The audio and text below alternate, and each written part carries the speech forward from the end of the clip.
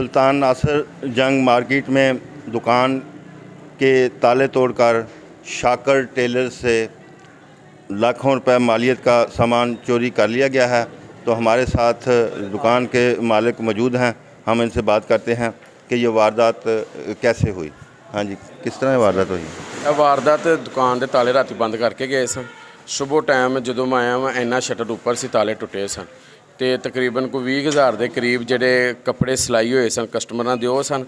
उस तो बाद जोड़े शलिंग होने तो बगैर कस्टमर के कपड़े पे सन तकरीबन 50-60 हज़ार के कपड़े वो सन वो लै गए ने। उस तो बाद जोड़े दुकान के साडा अपना सी कपड़ा जेंट्स कपड़ा रखा तकरीबन कोई 3.5-4 लाख के कपड़े वो सन सारे वो लैके चले गए। तो दुकान तुसी रात कितने बजे बंद की? परसों बंद करके गए हैं। सुबह मैं जुमा पढ़ाना, जुमे वाले दिन दुकान नहीं खोलते तो पहरेदार ने जुमे रात की शाम को भी चैक किया तो जुमे वाले दिन भी आके उन्होंने चैक किया। सुबह जान लगे कह लगे ने मैं तकरीबन 5:30 बजे गया, मैं ताले चैक करके गया उदों जो ना ताले ठीक सन, वारदात नहीं हुई।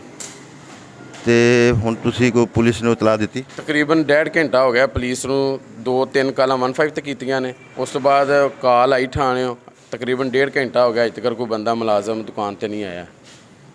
तो हुण तुसी की अपील करना चाहते? अपील ही करना चाहते हैं कि कम से कम अगर कोई किसी बंदे ना कोई इस परेशानी कोई वारदात होती है, मुलाजम कम से कम टाइम ना लान आके। एक बंदा पहले परेशान होंदा आके कोई बंदा दिलासा कोई परेशानी दूर करने वास्ते कोई गलबात करता है।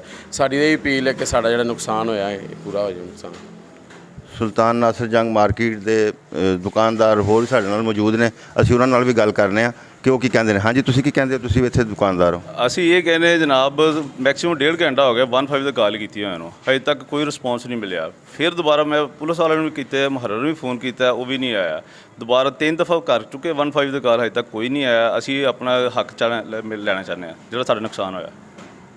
सुल्तान नासिर जंग मार्केट में चोरी की ये बड़ी वारदात हुई है और इन लोगों का ये कहना है कि पुलिस को भी इतला दी है और 1.5 घंटा हो चुका है, अभी तक पुलिस भी मौके वारदात देखने के लिए नहीं आई। तो ये दुकानदार यहाँ पर एहतजाज कर रहे हैं और इनका ये कहना है कि इनका मुकदमा दर्ज करके चोरों को पकड़ा जाए और उनको करार वाकई सज़ा दिलवाई जाए और इनका माल मसरूक़ा बरामद करवाया जाए। तो नाज़रीन देखते रहें, क्योंकि कोई देखे ना देखे खलील तो देखेगा। इसी के साथ ही अपने मेज़बान खलील अहमद सजाद को इजाज़त दीजिए। अल्लाह निगहबान।